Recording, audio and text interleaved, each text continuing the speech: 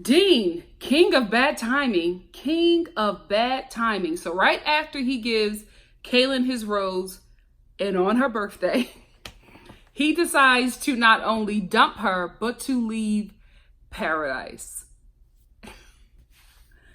Bro, like, this is the thing, right? I wasn't on board with what Kaylin was saying because she was just like, oh my goodness, Blake, broke my heart. He just played with me. And now Dean is doing the same thing. Like, these guys have just been so terrible to me. And I'm like, girl, no. Girl, no. You read into situations the wrong way. You see things how you want to see them. You hear things how you want to hear them. Both Blake and Dean let you know what it is from jump. They told you. Their issue with you is that for Blake and for Dean, their actions did not match their words. Because Blake, throughout the whole text thread or whatever, him and Kaylin, even Kaylin was just like, it's just sex or whatever. But it's very apparent that after they had sex or even leading up to that, Blake was doing like little boyfriend stuff, calling her, checking on her. Even when she was like falling apart after Dean had hurt her. Blake is just that kind of guy where it's like, he's constantly trying to charm you. It's just in him. It's just in him. And he has to be careful with that because you can't be a dude that's always leading with your hammer. You know what I mean? Because all roads leads back to Blake's hammer. You just have to approach women with no kind of intentions. You know what I mean? With wanting nothing out of it, but just to make sure they're okay. And I think he is just the kind of guy who it's just always charming, even when he's not interested in you. He's always just doing boyfriend things. And you're just like, what is this? You know what it is? Blake is a work husband. We all have the ladies. We all have that work husband. You know what it is? It's just like your coworker. It's just like, oh, hey, I went out to Quiznos to get a sandwich. I know that you love the turkey and cheese, so I got you one. I can read into that so many different ways. I could be like, oh, he's just a good guy and he got me a sandwich. Or I could be like, he wants to bang me. You know what I mean? Like, that's just the kind of guy that Blake is. He's the type of guy who, oh, let me walk you to my car. Oh, it's cold. Let me give you my coat. Then get you in your car and then say, text me when you get home. But he's just like that. He doesn't want anything from you. But if you happen to want to receive his hammer, he'll give that out to you as well. But even if that doesn't happen, he's still going to be that guy. So women are constantly thinking that he wants something with them and he ain't turning down no vagina. So everybody is confused. So Blake, you gotta stop being charming, unfortunately, because it can be interpreted so many different ways. And with Dean, his actions just didn't match his words. Like, he was telling Kaylin everything that he was, right? So even when they went on their first date, I was just like, girl, why are you even still trying to pursue this dude? And he told you who he is, right? But then you're kissing her. You're doing all this stuff for her birthday. You hugged up with her on the daybed. You and her are walking down the beach holding hands. And then you're telling her that when paradise is over, you don't want a relationship. Then don't do those things. Tell her to pursue other people. You start pursuing other people. But don't sit up there and act like you're in a relationship with the girl while telling her, oh, when this is done, I'm going to my van and I don't plan on taking you with me. Like, you gotta be clear here. Both men, both Blake and Dean have to be clear. So Dean decides that he doesn't want to look like a jerk. So he leaves paradise and Kaylin is falling apart because not only did the dude that she thought that she was in a relationship with leave her, he also dumped her on her birthday. Dude, you couldn't wait? I would have at least waited to the morning. You know what I mean? It's very apparent that the people in paradise come in to paradise. The new people come in late in the afternoon. Just take her to breakfast and just dump her then. Don't do it on a birthday while the girl is still celebrating right after a rose ceremony. Like, dude, bad timing. Hi, it's me again. I want John Paul Jones to be the next Bachelor. I want it. I want it. I am putting my vote in for John Paul Jones to be the Bachelor because he is on this island. He is crying, like falling apart, crying because Tasia and Derek are getting closer. And I felt so sorry for Blake in this moment because I don't think that Blake knew that he was being serious until John Paul Jones got up and it was tears just falling from his eyes because John Paul Jones and Blake are sitting down, and John Paul Jones starts crying, and Blake is like, "You okay, dude? You okay?" And then John Paul Jones just starts letting out a guttural cry, and Blake is like looking for somebody to help because he just didn't expect it. I didn't expect it, and I felt so sorry for my baby. I felt so sorry. And then we get this comment, "I've been looking for my wife since I was 18, and I believe him. I believe him." Listen, Pilot Peter, I don't like taking a check out of anybody's hands, but baby, this got to go to John Paul Jones. He's heartbroken. He is heartbroken. He sees Tay-Tay responding to Derek in ways that she does not respond to him. He sees it, and it is eating him up. Let's make the case for JPJ to be the Bachelor. He has said it several times that he is here for love, that he is here for not only love, but a wife. This is a guy that does not want Instagram followers. This is a guy that does not give me somebody who is scamming Bachelor Nation to be on television. This is a guy who, for me, is the real deal. I believe that he wants to find a wife. I think that he will give us the results that we have been wanting on The Bachelor and The Bachelorette. I think he is the real deal. And can we also just tell the truth and shame the devil? He most certainly will pick a sister. So baby, can you imagine? Can you imagine? Black Twitter is going to be all over this show. And Black Twitter sold out a chicken sandwich at Popeyes. We will get this show trending, okay? I can't believe I can't believe the influence, the impact, a damn chicken sandwich. Harriet Tubman is not pleased. But that chicken sandwich is delicious. I had it twice and I had to stop because I was detoxing. And can I just be real? The dyes in the food was making me sick, but it was so delicious. It was so well seasoned, but I had to stop. I haven't had it for a week and a half now. I finally got it out of my system, but that sandwich, fire. But anyway, I just think he'll be a good candidate. I think we will get results from him. I think he's great TV. I think whoever he picks will be great TV. I think that John Paul Jones being the Bachelor will really not only bring a new audience to the show, it'll bring a much younger audience. It will bring a very diverse audience. It will also give us great gifts, great TV moments. Everybody would be talking about his season. Guys, just seeing him and Tejuan, great TV. And we'll get results. We got a great lead and we will get results. I want John Paul Jones to be the Bachelor. That's my pick. Who's yours? Let's talk about it. I know they already picked Pilot Peter, but like I said before, everything can change in this industry in the blink of an eye. Like, you may think you got the role, and right before filming, they will come up to you and say, "We went another way, baby. We will talk about it later because it happened to me." Anything can happen. Real quick, let's talk about Crystal and Goose's wedding. Beautiful. This wedding was so beautiful. I love the color palette. I love Crystal's dress. It wasn't for me, but she looked sickening in it. They both look very healthy. So you can tell that Crystal was working on a man because, her and Chris look really, really great. Everything about this was so beautiful. So beautiful. And I think them allowing the show to craft this wedding and film it was the best thing for them to do, because I don't think they could have got a wedding like that outside of this show. This was a really great wedding. They did a great job. The vows were beautiful. Just seeing everybody from Bachelor and Bachelorette and Bachelor in Paradise, past and present, gorgeous. It was a really sweet moment to have. Now let's get into the mess. But before we get into the mess, I just realized this. Are there people out there who are still doubting me?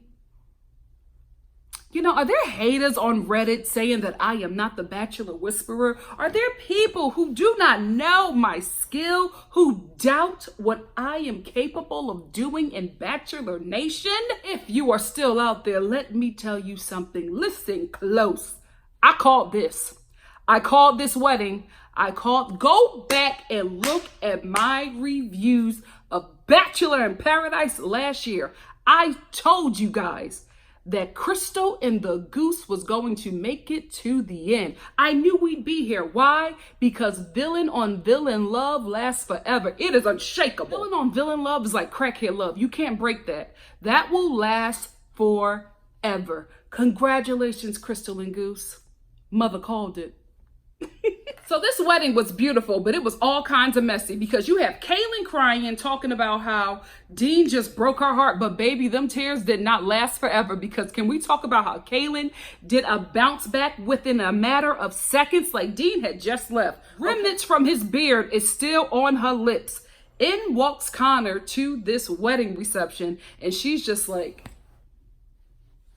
Dean, who? Mother starts playing with her hair, giving homeboy the eyes like she was not even thinking about Dean. You know what? I was happy for her. That bounce back, ladies, take notes. Take notes. Dude had just left. She was crying a wreck, about to leave paradise. Connor walks in and she's like, Dean, who?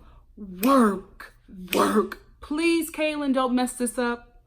Please do not try to marry Connor within the couple weeks left that you still have there in paradise.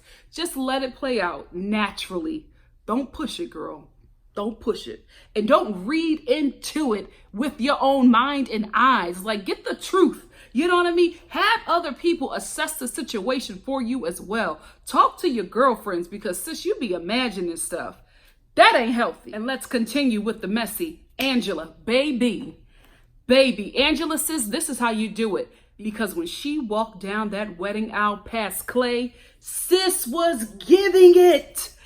She was walking down, sashaying, leading with the titties and the hips. I say, yes, let that black man know he missing out. I was here for it. I was screaming at my TV. I was like, yes, Angela, yes, mother. Show him what he missing, girl. Show him what he is missing. The way she sashayed down that wedding aisle, I was like, Angela, I'm here for it. I'm here for it. She was giving shoulders, eyebrows. She was... I said, yes, body. Mother was serving body, and I was so happy. Clay couldn't get himself together. He could not get himself together. He was so uncomfortable because he had to see her. And then he was, I guess, around all of these people who was around them when they were a couple. Because I guarantee you that Clay would have been in that wedding if him and Angela were still together. Speaking of the wedding party, there were a lot of lesbians, and like butch lesbians in this wedding party.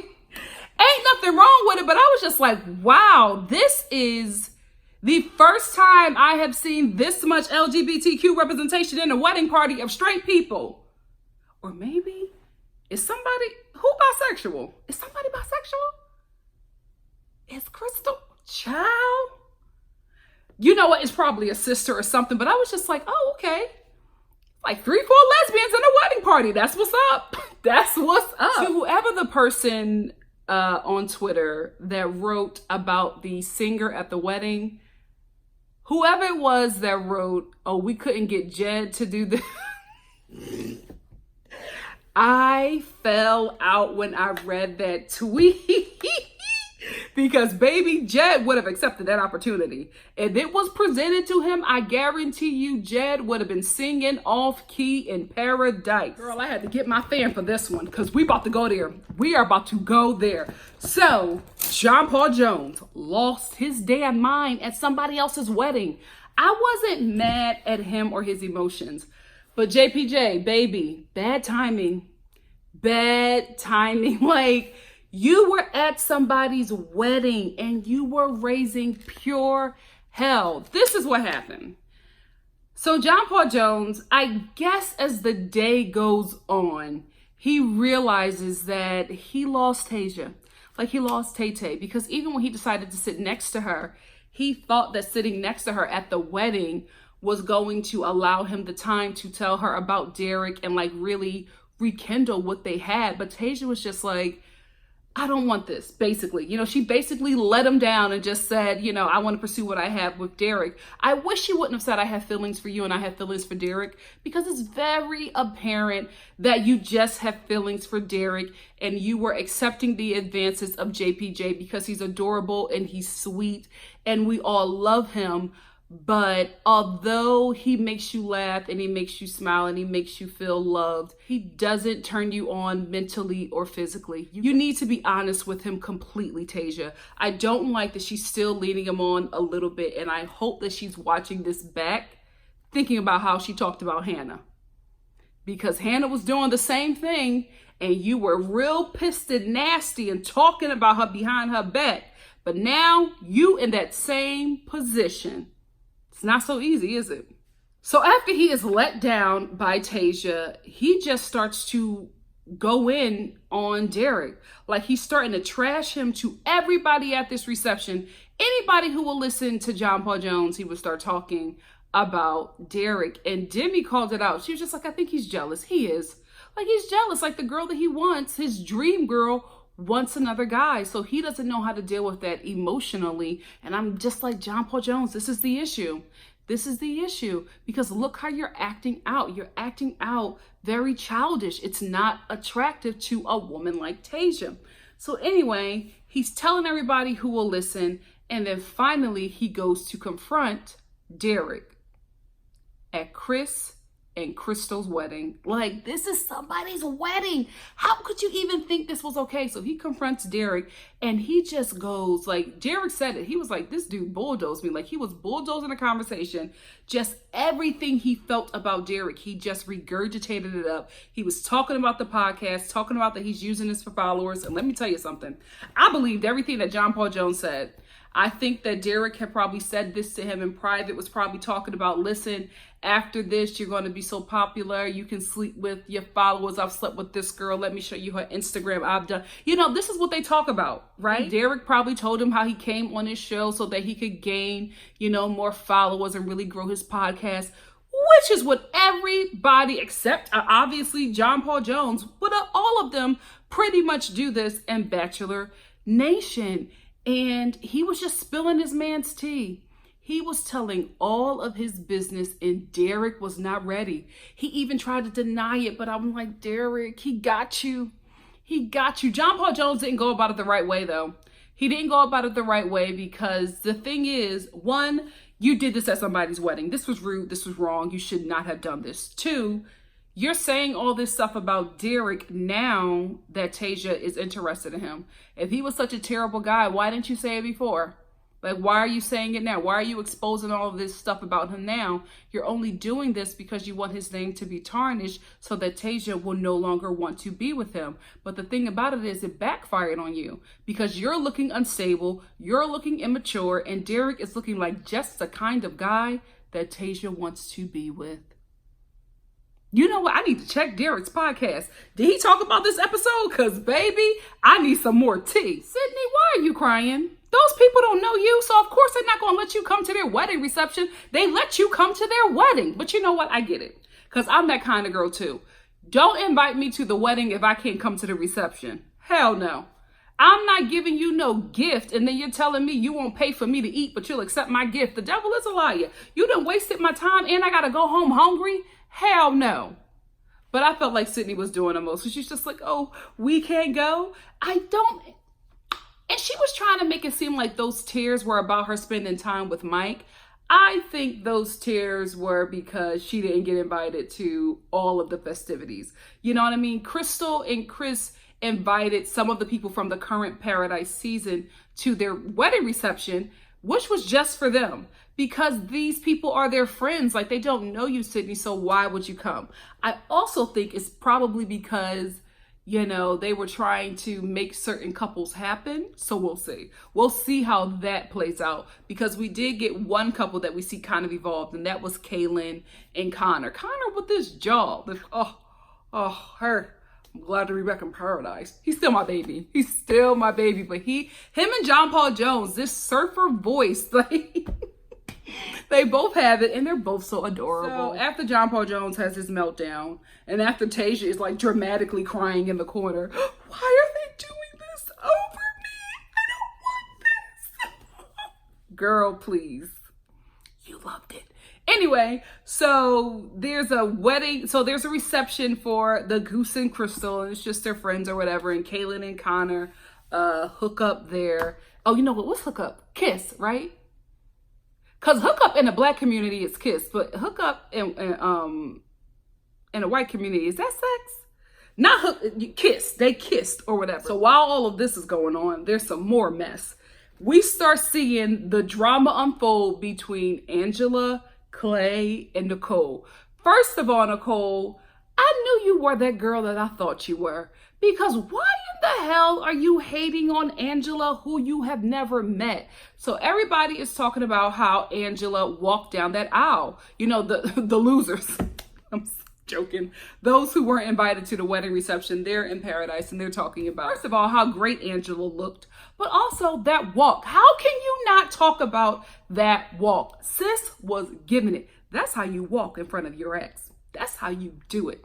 So anyway, everybody's talking about it because it's like you can't miss it. Nicole gets mad and she's just like, oh, she was looking like this. And she's not that great. I had this, I was dressed, I had my man, and all of this stuff. Like, why are you coming at the girl? You've never met her. She's never said anything about you. So why are you hating on her? Speaking of hating, she said in her confessional that she hates Angela. Really? You hate Angela? See, this is why you don't give corny girls no play. You give them an inch, they take a mile. Pat this girl's head up, telling her that she looked better than J-Lo. Now she's out here being delusional. You think that you were slaying it over Angela? Angela in that dress and that walk, mother was serving. You cannot even compare, beloved. How dare you?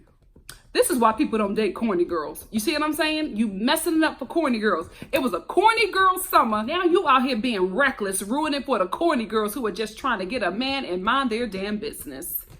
Thanks a lot, Nicole. I ain't talking about myself. Corny where? Corny where? Although I think that Nicole was wrong, especially for saying that she hates Angela. And the things that she was saying about her, it was so like just corny and unnecessary, right? But I do think that she should be nervous because when Angela and Clay sat down to talk, guys, you could cut that thing with a knife. They got history. They're not done. Those two are not done because both of them still had so much going on internally. And here is what I think happened with Clay. Clay fell into a depression. He fell into a depression when he said that I got that call from my agent that this was over. His career is over. If you are close to an athlete, especially somebody who went pro, you know when they got that injury or when they were cut, like how they went through hell. I know somebody who was cut from a professional football team, and baby, it took them a minute. It took them a minute because this is their lives, guys.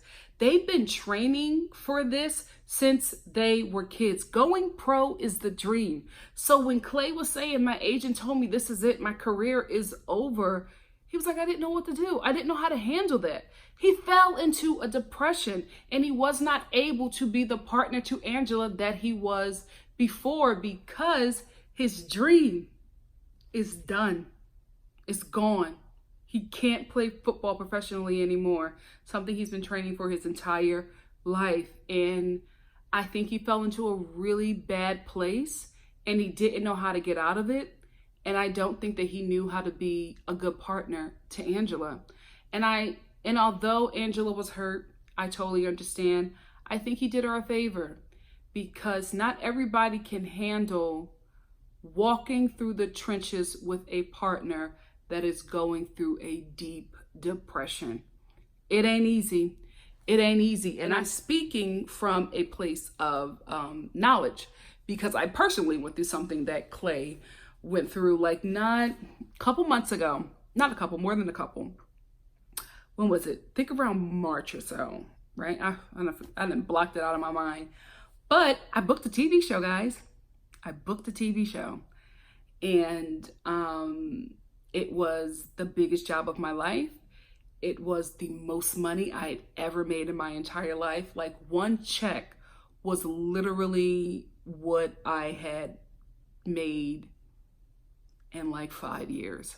That was going to be on one episode. That's how much money I was making, right? So my life had like changed overnight. I had to get a lawyer, you know. I'm talking to my lawyer about what size trailer that I'm getting. I'm signing contracts. I had never in my life signed a contract like that before. It was insane. It was insane. And guys, like a month, no, like a couple, like maybe 2 weeks before filming, I got cut. They cut me from the show. And the message came down to me, which was a good message, right?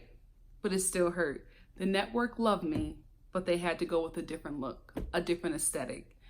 And that's show business, guys. That's how it is. Like, they can love you. The network can love you. The producers can love you. Everybody can love you. But if you're too tall, if you're too short, if you're too dark, if you know, it could just be something so small. And unfortunately for me in that time, there was just no place for a Black woman in this cast, because they started hiring, because there were bigger names that were being hired and they were Black as well. And for this show, they had to have a certain amount of diversity. So you got to get rid of the newbie. You know what I mean? You're not going to cut the name. You're not going to cut an actor that has a name and a bigger resume. You're going to cut the person who we're just starting to see, and, you know, like just a little bit of buzz, but not enough. So I was a wreck. I have to be honest with you guys. I ghosted on this channel. I ghosted this channel because I just wasn't in the place. I have fell into a really dark depression. Y'all know I was detoxing up until then, and then that happened to me, and I couldn't do anything. It was really, really bad. My mom was struggling to get me out of bed. I didn't know what to do. It was such a shock to me. And honestly, I was so out of it that I just didn't even know what I was doing sometimes. Because I remember one time I was at dinner and I just bust out crying, and I thought I was okay, but I wasn't. So it was just a really weird and tough place to be in. But thank the Lord, I was able to crawl out of that hole. You know what I mean? That's why I'm posting all these damn videos. No, I have time as well, but I've been out of that for a while. But I thank God, because it was a very dark place. And even talking about it now is very scary. I can only imagine being in a relationship. I would have been a terrible partner. I don't think if I was in a relationship that relationship would have lasted what I went through, because it took me a couple months to get out of it. It really, really did. So I understood Clay. I understood what he was trying to say to Angela, but I got that she didn't understand. She didn't get it. And I was like, girl, he lost his dream in one phone call. Like, for me, I went through that, but I can act. You know what I mean? I can still book another job. Clay can't play ever again in his life.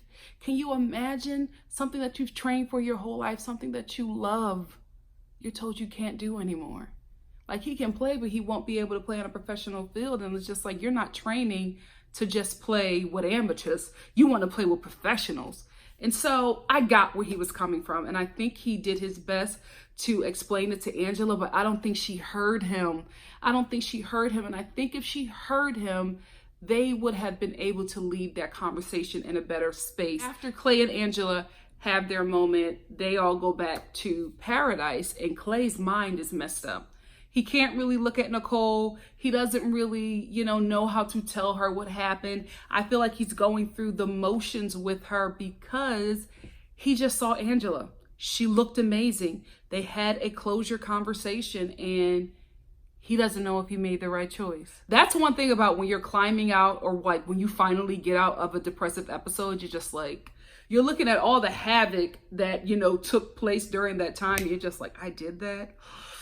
Oh gosh, did I really do that? Did I do that to my body? Did I do that to my clothes? Did I do that to my relationships? So I feel like he's out of it now, and he's looking back at his past, which was with Angela, and he's questioning everything. He really, really is, because he fell so deeply in with Nicole so fast, but it's not the same with Angela, because we can even sense it watching it. Their passion is so deep and intense, and Angela is just like, I gotta know what's going on with this dude. We were talking about babies and we were looking at a house to buy right when he dumped me. So there's obviously a lot that was happening there. And so, yeah, Nicole, you should be worried because Angela got his mind messed up. So then we get our final JPJ and Derek confrontation of the night. So Derek is at the bar with Wills and JPJ comes over, and I'm thinking that John Paul Jones is going to apologize to Derek because I get where he was coming from, but he was wrong. He was wrong. He also needs to apologize to Crystal and the Goose. But anyway, so he comes over. He's just like, I don't apologize for anything that I did. I meant everything that I said. You're a terrible guy. And Derek, bro, okay, you said it, right? It's true. Because Derek couldn't even really defend it, and he was trying to, but it was just like, you're caught. And it's okay. We're still not going to 100% be on the John Paul Jones train because he was wrong. He was really wrong the way he came at him, and Derek just couldn't handle it. He couldn't handle it. He wanted to talk to him away from Wells, and I think also away from the cameras. Like, Derek wanted to nip this in the bud, but John Paul Jones is still deeply infatuated with Tasia, and he is going to try to burn down this relationship with her and Derek because, one, he's jealous, but also he sees some things in Derek and he's heard some things about Derek, and he doesn't think that he's the real deal. And I think he's hurt for Tasia, and he doesn't want her to be with somebody that won't love him like he will. However, that's her choice, JPJ. That's her choice. She has the right to choose who she wants to be with. And if she chooses Derek over you, you have to be okay with it. Connor entering and taking Kaylin on a date, and now Kaylin is in a full-blown relationship with Connor. Like, in her confessional, so I'm watching the date, right? And they're kissing, they're having a good time. They're saying this feels good, like, you know, just them two together on the date. But then in a confessional, Kaylin is just like, I'm finally glad that I found somebody that I can leave here with and be in a relationship with outside of paradise. And I'm like, hold on, sis, what are you doing? Connor didn't say any of that. Speaking of Connor, every time he kissed her, I just saw that jaw just ramming into Kaylin's face. And I was like, ooh, whew, she taking them jaw hits like a champ. But anyway, I'm like, girl, you're reading too much into this, because as soon as something skinny and cute walks down them steps in paradise, Connor may look and may pursue it. And he has every right. He just got there. And speaking of something skinny and cute walking into paradise, baby, we have a new entry. Angela. Miss Angela is back in paradise, and that's where it ends. I can't wait, y'all. I cannot wait until next week's episode. And you know, when I was watching this, because when this John Paul Jones confrontation was going on, I was watching it like this the whole time. I was like, John Paul Jones, please stop, right? I also thought about that, man, I cannot wait until this channel gets bigger and I have some kind of pull here that I will be able to start working with ABC and The Bachelor, because baby, let me tell you something. I can use footage and audio from this show, baby, my reviews are going to be a must-see event. They already are, but I'm talking about another level, because I would love for you guys to see my reaction and just like to see what I'm talking about while I'm talking about, just have it play out while I'm talking about it. I know some other people do that, right? They getting their channel taken down. I'm like, ain't no way. YouTube will let you play. They will let you do that for a while, and then next thing you know, you will try to log into your YouTube account, and they have taken down your whole channel. They don't play with copyright. They will give you a chance to get it right. But baby, when they've seen enough, they taking your channel. So when I can legally do it and have the approval of the show, whoo! These reviews, you won't want to miss it. Don't miss it now. So that's it for me. I actually have to get out of here because I have an audition. Keep me in your prayers. But I enjoyed this episode, guys. I enjoyed this episode. I enjoyed the episode before this. These two episodes were really good. Really, really good. I had a good time and I cannot wait until next week. So much juice and messiness is going to happen. I can't wait. I can't wait. If you like what you see here, please like, comment, subscribe, and share. And I will see you next week for the following episode of Bachelor in Paradise. Love you guys. Thank you so much for stopping by. See you soon. Bye.